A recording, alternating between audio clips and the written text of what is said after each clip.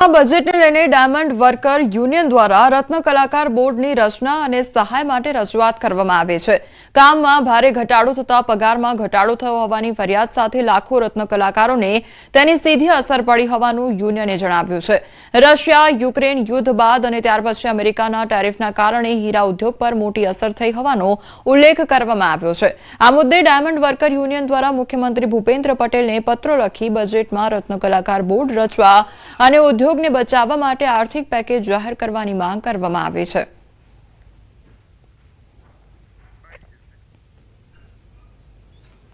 ત્યારે આવનારા 2026ના જે બજેટની અંદર હીરા ઉદ્યોગની જેમ ટેક્સટાઇલની એક પોલિસી બનાવી એવી જ રીતે હીરા ઉદ્યોગમાં એક પોલિસી બનાવવામાં આવે। લેબ્રોન ડાયમંડને ઓવર પ્રોડક્શનના કારણે જે રિયલ ડાયમંડ અત્યારે ભાવ તળિયે ગયા છે ત્યારે રિયલ ડાયમંડને પાછો વેગ આપવા માટે એક સારી એવી પોલિસી મેન્ટેન થાય। ત્યારબાદ રત્ન કલાકારો માટે એના બાળકોના ભવિષ્ય માટે અને એના આવનારા દિવસોના ભવિષ્ય માટે રત્ન કલાકાર કલ્યાણ બોર્ડની સ્થાપના કરવામાં આવે। આ બજેટની અંદર લેવામાં આવે। આવનાર સમયમાં વર્ષ 2026-27નું બજેટ રજૂ થવાનું છે ત્યારે રાજકોટના ઉદ્યોગપતિઓ આ બજેટમાં કેટલીક અપેક્ષાઓ પણ રાખી રહ્યા છે। એન્જિનિયરિંગ એસોસિએશને આશા રાખી છે કે 12 લાખ પછીની જે કોઈ આવક છે તેને સ્લેબ વાઇઝ ગણવામાં આવે। 12 લાખથી જેટલી પણ વધુ આવક થાય તે આવક પ્રમાણે ટેક્સ હોવો જોઈએ। જો સ્લેબ વાઇઝ કરવામાં આવે તો ટેક્સ પેયરની સંખ્યા વધે અને સરકારને આવક પણ થાય। આ ઉપરાંત હાલમાં જે એક્સપોર્ટ ઇન્સેન્ટિવ મળે છે તેમાં વધારો કરવામાં આવે તેવો પણ આશાવાદ વ્યક્ત કરવામાં આવ્યો છે।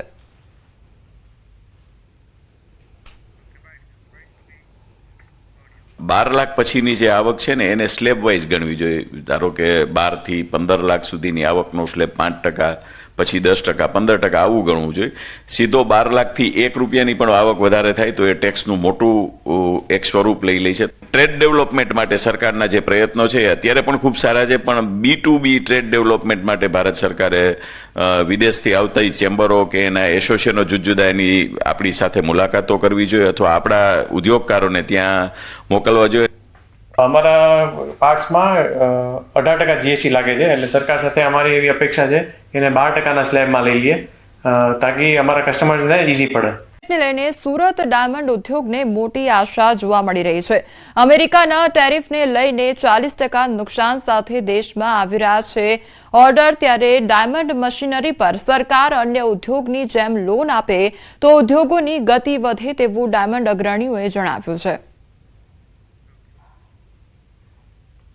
અમેરિકા દ્વારા જે ટેરિફની અસર છે એ ટેરિફની અસરના કારણે જેમ્સ એન્ડ જ્વેલરી સેક્ટર ઉપર એની ખૂબ મોટી નેગેટિવ ઇમ્પેક્ટ ઊભી થઈ છે। ખાસ તો નેચરલ ડાયમંડની અંદર વિદેશની માઇનિંગો જે કરે છે માઇનરો, એ માઇનરો ભારતની અંદર આવીને સ્પેશિયલ ઇકોનોમિક ઝોનની અંદર રફ વેચી શકે એની માટે ભારત સરકારે જે 4% સેફ હર્બલ રૂલ્સ લાગુ કર્યો છે એ બિન વ્યવહારુ છે। આની અંદર ફેરફાર કરીને બેલ્જિયમની અંદર કેરેટ વાઇઝ ટેક્સેશનની સિસ્ટમ એડોપ્ટ કરવા માટે ઇન્ડસ્ટ્રી દ્વારા ભલામણ કરવામાં આવી છે। GTSM નામની એક ટફ લોન યોજના છે ગવર્મેન્ટની, એ ડાયમંડમાં લાગુ કરે અને એ લોનથી 7% બેંકની ઇન્ટરેસ્ટ હોય છે એની જગ્યાએ 7% રિટર્ન થાય તો 3%માં લોન મળે તો નાના ઉદ્યોગો થાય। ICICI બેંકના મેનેજર સાથે મારે આજે જ વાત થઈ છે કે આવી લોન આવે તો બધી બેંકો મળી અને ગવર્મેન્ટ આ રીતનું લાવે તો અમને ફાયદો અમે કરી શકીએ અને દરેકને આપી શકે એવી મારી રજૂઆત છે ગવર્મેન્ટમાં। ખરેખર લેબગ્રોન ડાયમંડ એ સુરતમાં જ ગ્રો થાય છે, એટલે કે જે રો મટીરિયલ એની રફ છે એ સુરતમાં જ ગ્રો થાય છે। એટલે પહેલાં વિદેશથી આપણે આયાત કરવી પડતી, એટલે આપણું જે ઇન્ડિયન કરન્સી છે એ વિદેશમાં જતી હતી, એટલે આપણે હવે લેબગ્રોન ડાયમંડ અહીંયા જ રો મટીરિયલ થાય છે। એટલે આપણું જે મેક ઇન ઇન્ડિયાનું સપનું આજે સાકાર થઈ રહ્યું છે। હા, અમારે કોઈક વાર નાની સાઇઝના હીરા માટે બહારથી ઇમ્પોર્ટ કરવી પડે છે, પરંતુ સોલિટર સાઇઝના હીરા આજે મેક્સિમમ સુરતમાં ગ્રો થાય છે। તો રફ ટુ પોલિશ સુધીનું બધું આજે સુરતમાં જ્યારે થાય છે તો ટેરિફને હિસાબે ધંધાને થોડી અસર થઈ છે, પરંતુ દિનેશભાઈએ કીધું નાવડિયા એ પ્રમાણે ટેરિફને હિસાબે અમે દરેક અલગ અલગ દેશોમાં રોડ શો, એક્ઝિબિશન અને શોઝ કરીને બીજા દેશોમાં બી નવી નવી ડિમાન્ડો ક્રિએટ કરી છે અને અમારા લેબગ્રોન ડાયમંડને પ્રમોશન માટેની ઘણી અમે એક્ટિવિટી કરીએ છીએ, તો એનો પણ અમને ઘણો લાભ મળ્યો છે. તો અમારી સરકાર સાથે એક જ આશા છે કે જો સ્પેશિયલ એક્સપોર્ટ કરીએ એની સામે સ્પેશિયલ કોઈ રિબેટ મળે અથવા એક્સપોર્ટની સામે સ્પેશિયલ બેનિફિટ મળે તો અમારી ઇન્ડસ્ટ્રીઝને ખૂબ લાભ મળે. રબારી સમાજના મહાસંમેલન પહેલા બેઠકો યોજવામાં આવી રહી છે. દાંતીવાડાના ભાકોદર ખાતે રબારી સમાજની બેઠક, શ્રી ખેતલા બાપજી મંદિર ખાતે રબારી સમાજની બેઠકનું આયોજન કરવામાં આવ્યું. મહાસંમેલનને ઐતિહાસિક બનાવવા માવજી દેસાઈની મથામણ જોવા મળી રહી છે. સમાજ સામાજિક બંધારણમાં જોડાઈ કુરિવાજોનો જાકારો આપે તો ધારાસભ્ય માવજીભાઈ દેસાઈના અધ્યક્ષસ્થાને સામાજિક બંધારણ અંગે ઝોન કક્ષાની બેઠક યોજવામાં આવી અને રબારી સમાજના આગેવાનો અને યુવાનોને શિક્ષણ થકી સમાજને આગળ વધારવા અપીલ કરવામાં આવી. તો ઉત્તર ગુજરાત રબારી સમાજ ભવિષ્ય નિર્માણ સામાજિક બંધારણ મહાસંમેલન 25 જાન્યુઆરીએ શમશેરપુરા ખાતે યોજવામાં આવશે. કેટલાય રબારી સમાજના એવા ઘરો છે, એવા ગામો છે, એવા વ્યક્તિઓ છે કે આપણા જે બંધારણ છે, આપણા જે રિવાજો છે એની અંદર એટલા ખોટા ખર્ચા છે કે આટલા મોંઘવારીના સમયની અંદર એને નથી પહોંચી વળતો, અને પહોંચી ન વળવાના કારણે એ દેવાના ડુંગર નીચેનો એક પ્રસંગ કરે ત્યારે એની આખી જિંદગી એના દેવાના ડુંગર નીચે દબાઈ જાય છે. મહેસાણામાં શ્રી ઉમિયા માતાજી સંસ્થાન ઊંઝાની મોટી ભેટ અંબાજીમાં તૈયાર થયું છે. ભવ્ય જય સોમનાથ ઉમિયાધામ. અંબાજીમાં જય સોમનાથ ઉમિયાધામનું લોકાર્પણ કરવામાં આવશે. 25 જાન્યુઆરીએ મુખ્યમંત્રી ભૂપેન્દ્ર પટેલના હસ્તે આ શુભારંભ થશે. મા અંબાના ધામમાં ઉમિયાધામની ભેટ યાત્રિકો માટે ખુશખબર સાબિત થવાની છે. તો અંબાજીમાં અદ્યતન સુવિધાઓથી સજ્જ જય સોમનાથ ઉમિયાધામનું લોકાર્પણ કરવામાં આવશે.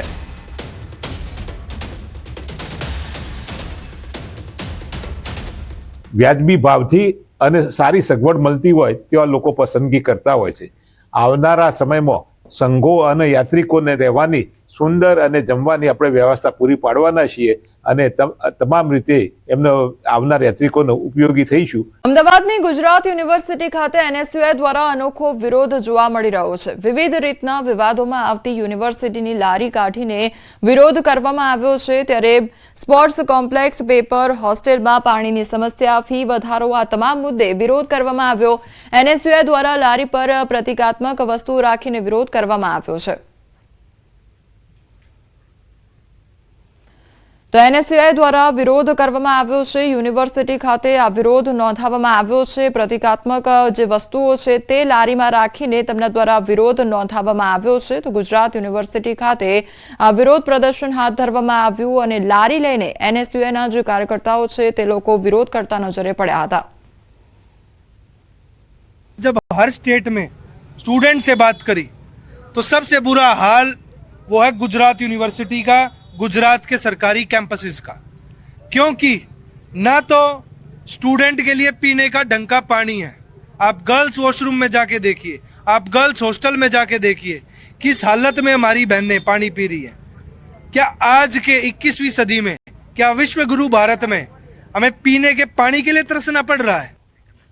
ઉત્તરાયણના પર્વ બાદ પક્ષીઓ અને રાહદારીઓ માટે જોખમી બનેલી વેસ્ટ દોરીના નિકાલ માટે રાજ્યસભાના સાંસદ મયંકભાઈ નાયકે એક પ્રેરણાદાયી પહેલ કરી છે.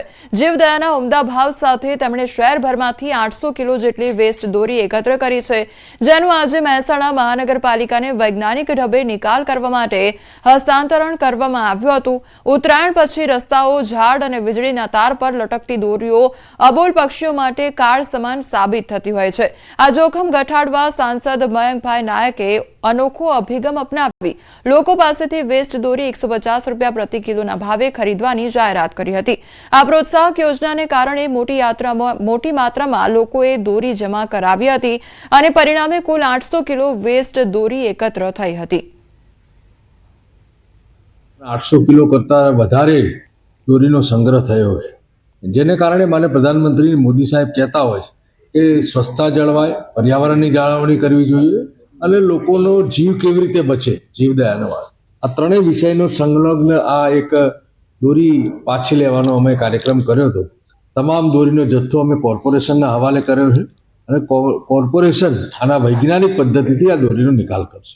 હિંમતનગરમાં પોન્ઝી સ્કીમોનો ફાટ્યો છે રાફડો. વધુ એક પોન્ઝી સ્કીમને લઈને હિંમતનગરમાં ફરિયાદ નોંધાઈ છે. આરટીઓ સર્કલ નજીક એપી કન્સલ્ટન્સી ગ્રુપનું કૌભાંડ સામે આવ્યું છે. આરોગ્ય વિભાગના કોન્ટ્રાક્ટ કર્મીએ પોન્ઝી સ્કીમ ખોલી લોકોને રાતા પાણીએ રડાવ્યા છે. તો 10 થી 15% વળતરની સ્કીમો દર્શાવી મોટા રોકાણ મેળવી છેતરપિંડી આચરી છે. લાખો રૂપિયાના રોકાણ મેળવી ઓફિસને તાળા મારી સંચાલકો ભૂગર્ભમાં ઉતરી ગયા. તો હિંમતનગર સિવિલના નર્સિંગ સ્ટાફ દંપતી શિકાર થતા પોલીસ ફરિયાદ નોંધાઈ છે. ગત સપ્ટેમ્બર માસથી પોલીસ સમક્ષ નર્સિંગ કર્મીએ સાબરકાંઠા પોલીસને રજૂઆત કરી હતી. તો પોલીસે 4 મહિને પોન્ઝી સ્કીમ સંચાલક અનિલ પરમાર સહિત 6 આરોપીઓ સામે આખરે ફરિયાદ નોંધી છે. પ્રથમ ફરિયાદમાં 12 લોકોના રોકાણ મેળવી છેતરપિંડી આચર્યાની ફરિયાદ નોંધવામાં આવી છે. તો હિંમતનગર, અમદાવાદ, ગાંધીનગર, અરવલ્લી, ઈડરના રોકાણકારોની ફરિયાદ નોંધાઈ. એપી પોન્ઝી સ્કીમમાં 12 રોકાણકારોએ 40.45 લાખ રૂપિયાની છેતરપિંડીની ફરિયાદ નોંધી છે. તો આરોગ્ય વિભાગ સાથે સંકળાયેલા લોકોને ઊંચા વળતરની લાલચ આપી છેતરપિંડીનો શિકાર બનાવવાની આશંકા છે. હિંમતનગરના ધાણધાના અનિલ પ્રદીપસિંહ પરમાર, તેમના પત્ની નિકિતાબેન હિતેન્દ્રસિંહ પરમાર, રણવીરસિંહ પરમાર, સુધીરસિંહ મકવાણા અને કૃપાલસિંહ પરમાર સામે ફરિયાદ નોંધવામાં આવી છે. તમારી સાથે હાલ સંવાદદાતા ઈશાન જોડાઈ ગયા છે. ઈશાન, પોન્ઝી સ્કીમનો મામલો સામે આવ્યો છે, શું અપડેટ સામે આવી રહ્યો છે? કોમલ, ચોક્કસ કે સાબરકાંઠા જિલ્લામાં દિવસે દિવસે પોન્ઝી સ્કીમનો રાફડો ફાટ્યો તેવી રીતે સામે આવી રહ્યું છે. હિંમતનગરમાં વધુ એક પોન્ઝી સ્કીમનો મામલો સામે આવ્યો છે, જેમાં હિંમતનગરના ગ્રામ્ય પોલીસ સ્ટેશન ખાતે એક ફરિયાદ નોંધાઈ હતી. આરટીઓ સર્કલ નજીક એપી કન્સલ્ટન્સી નામનું ગ્રુપનું કૌભાંડ સામે આવ્યું છે. નોંધનીય છે કે જે ઊંચા દંડની લાલચ આપીને લોકોને છેતરતા હતા ને લોકોને જોડે ઊંચા પૈસા આપવાની લાલચ આપીને લોકોને છેતરતા હતા ને જ્યાં લોભ્ય હોય ત્યાં દૂતાળા ભૂખે ન મળે તેવી પરિસ્થિતિ હાલ તો સર્જાઈ છે. તેના કારણે અત્યારે હાલ તો જે ગ્રામ્ય પોલીસ સ્ટેશન ખાતે ફરિયાદ નોંધવામાં આવી છે અને આ સમગ્ર મામલે અત્યારે હાલ તો તપાસ ચાલુ છે.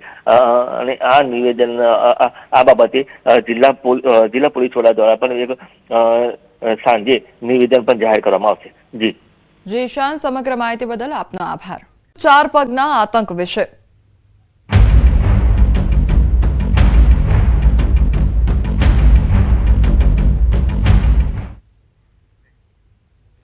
અમરેલીમાં હડકાયા શ્વાને ગામને બાનમાં લીધું છે. વડિયાના ઢૂંઢિયા પીપળિયા ગામમાં શ્વાનનો આતંક જોવા મળી રહ્યો છે. તો શ્વાનથી બચવા ગ્રામજનો ધાબા પર ચડી ગયા અને મહિલાઓ અને બાળકોમાં ફફડાટ ફેલાયો છે. ગ્રામજનો લાકડીઓ લઈને ફરતા જોવા મળ્યા છે. તો શ્વાનને સકંજામાં લેવા વન વિભાગની કવાયત હાથ ધરવામાં આવી છે. અત્યાર સુધીમાં 12 થી 13 લોકોને બચકા ભર્યા. તો વડિયાના ઢૂંઢિયા પીપળિયા ગામે હડકાયા શ્વાનથી લોકોમાં ફફડાટ ફેલાયો છે. વહેલી સવારે હડકાયા શ્વાને લોકોને બચકા ભરતા નાસભાગ મચી ગઈ હતી. તો હડકાયા શ્વાનનો આતંક જોવા મળી રહ્યો છે અને જેના કારણે લોકોમાં ફફડાટ ફેલાયો છે. તો અત્યાર સુધી 12 થી 13 જેટલા જ લોકો છે તેમને બચકા ભર્યા હોય તે પ્રકારની આ ઘટના સામે આવી છે, જેના કારણે આસપાસમાં રહેતા જે લોકો છે તેમનામાં ડરનો માહોલ જોવા મળી રહ્યો છે. તો ઢૂંઢિયા પીપળિયા ગામની આ ઘટના સામે આવી છે કે જ્યાં હડકાયા શ્વાનનો આતંક જોવા મળી રહ્યો છે.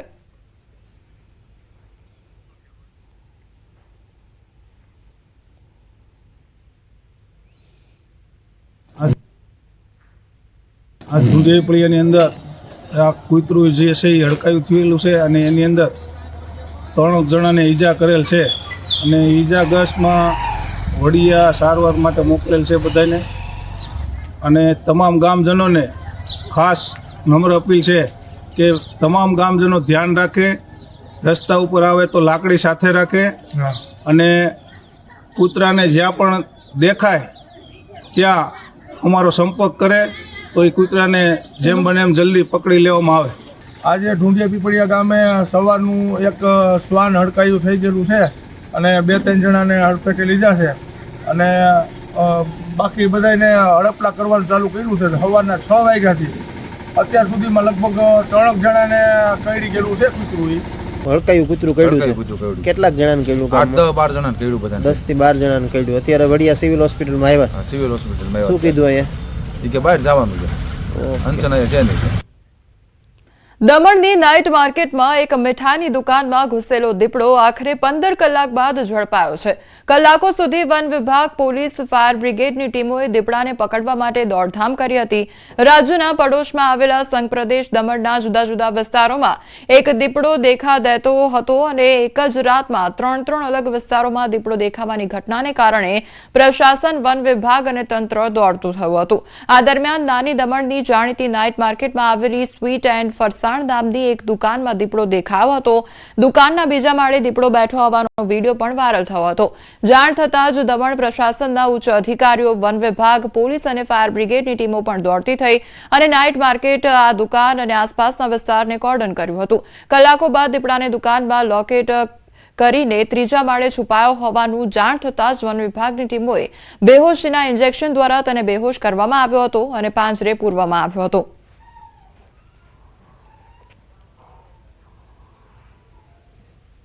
लेपर्ड जो है वो 3rd फ्लोर के स्टेयर केसेस में बैठा हुआ था. तो इमीडिएटली हम लोगों ने हमारी तरफ से जो रेस्क्यू के लिए हमारे वेटरनरी डॉक्टर्स हैं, ट्रैंक्विलाइजिंग गन है, हमारी केज है, नेट्स है, ये सब इक्विपमेंट्स हम लोगों ने गैदर करके उसको रेस्क्यू करना शुरू किया. सुबह 11:30 बजे जब हमको इन्फॉर्मेशन मिला, उसके बाद से हम लोगों ने इमीडिएटली उसको रेस्क्यू करने का ट्राई किया.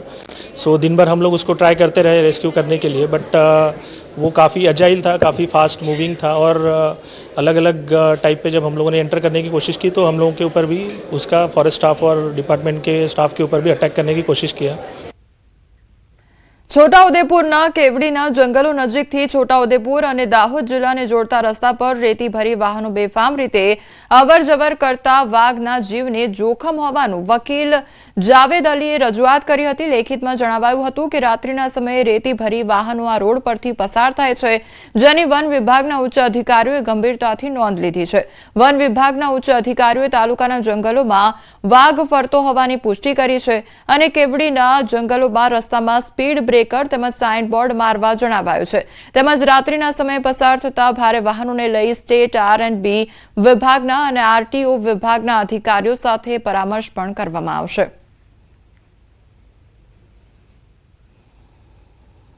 રાત્રે 25 થી 30 ડમ્પરો બેફામ ગતિએ ત્યાંથી અવરજવર કરતા જોવા મળ્યા, જે ગેરકાયદેસર રેતીના ધંધામાં સંપળાયેલા છે. અને ત્યાં 25 થી 30 ડમ્પરો ઊભા પણ જોવા મળ્યા, જે ખરેખર વાઘનો જે મેઇન કોરિડોર છે તે જ વિસ્તારમાં છે. અને જો ના છૂટકે જો વાઘની સાથે કોઈ ટ્રકવાળો અકસ્માત કરશે તો વાઘના અસ્તિત્વ ઉપર ખૂબ જ જોખમ રહેલું છે.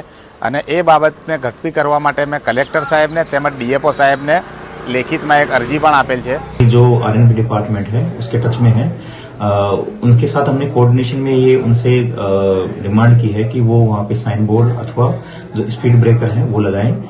इसके लिए वो एग्री हैं. इसके साथ ही जो माइनिंग और जियोलॉजिस्ट डिपार्टमेंट है वो उनको भी हमने लेटर लिख के अवगत कराया है कि वो भी जो इलीगल तरीके से और स्पीड करके जो माइनिंग का मेटेरियल लेके जा रहे हैं उन पे कंट्रोल करें. જૂનાગઢમાં 4 સિંહ બાળની રોયલ અદા જોવા મળી છે. જંગલ અને રેવન્યુ વચ્ચેની બોર્ડર પર આરામ ફરમાવતા સિંહ બાળ નજરે પડ્યા છે. ગત રાત્રિના બિલખા રોડ પર આવી ચડ્યો હતો સિંહ પરિવાર અને 4 સિંહ બાળનો વિડીયો હાલ સોશિયલ મીડિયા પર વાયરલ થઈ રહ્યો છે. સિંહ પરિવારને નિહાળવા માટે ટ્રાફિક જામ પણ સર્જાઈ ગયો હતો.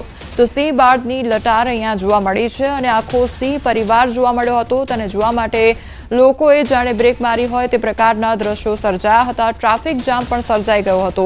જૂનાગઢમાં 4 સિંહ બાળની રોયલ અદા જોવા મળી છે. જંગલ અને રેવન્યુ વચ્ચેની જે બોર્ડર આવેલી છે તે બોર્ડર પર આરામ ફરમાવતા સિંહ બાળ નજરે પડ્યા હતા. તો ગત રાત્રિનો આ મામલો સામે આવ્યો છે. બિલખા રોડ પર જે સિંહ પરિવાર છે તે આવી ચડ્યો હતો તે અંગેના વિડીયો પણ હાલ સોશિયલ મીડિયા પર વાયરલ થઈ રહ્યા છે. લોકોની ભીડ પણ જોવા મળી હતી. લોકો દ્વારા વિડીયો પણ શૂટ કરવામાં આવ્યા હતા અને સિંહ પરિવારને નિહાળવા માટે ટ્રાફિક જામના દ્રશ્યો પણ સર્જાયા હતા.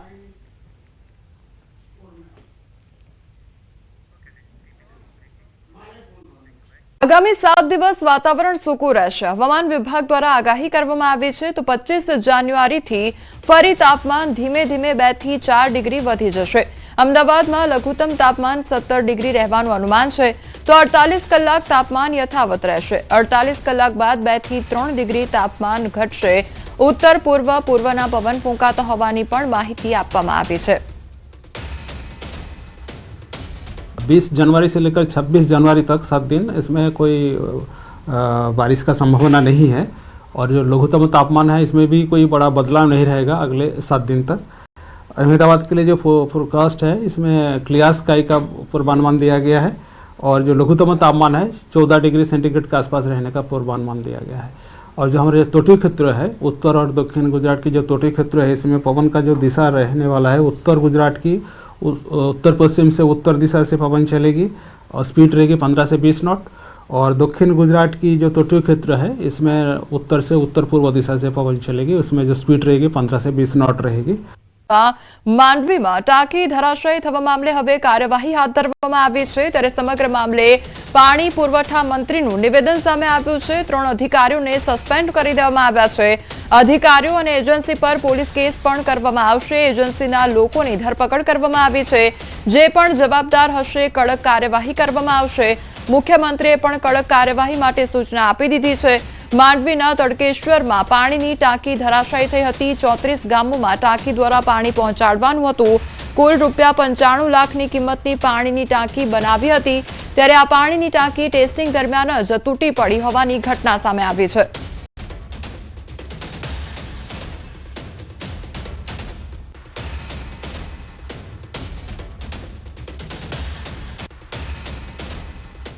કાર્યપાલક ઇજનેર હતા,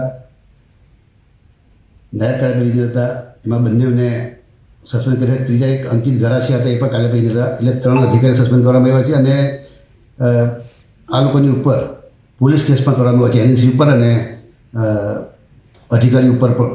એમાં એજન્સીના લોકોની ધરપકડ થઈ છે। અધિકારીઓની ધરપકડ થઈ નથી, એના ઘરે ગયા પરંતુ એ નહોતા અને કડકમાં કડક સજા થાય જેથી કરીને ભવિષ્યની અંદર આવી કોઈ ઘટના બને। જે રીતે કાર્યપાલક ઇજનેર હોય કે અધિકારીની જવાબદારી હોય છે, કોન્ટ્રાક્ટરની પાસે કામ કરાવવું એ અધિકારીએ જોવાનું હોય છે।